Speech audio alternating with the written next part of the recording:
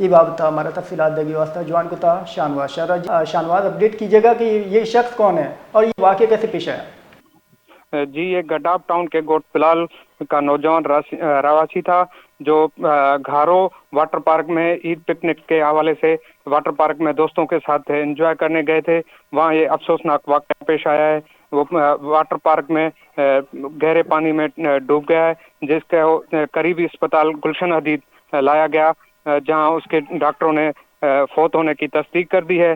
ابھی اس کی جو لاش ہے وہ اس کے گاؤں گڈاب ٹاؤن کے گاؤں گوٹ فلال میں لے کے جا رہے ہیں. جی شانواز میں یہ بھی بتا دیں کہ اس شخص کی شناخت کس نام سے ہوئی ہے؟ جی جی جی جی اس نوجوان کی جو شناخت ہوئی ہے باسط کے نام سے ہوئی ہے.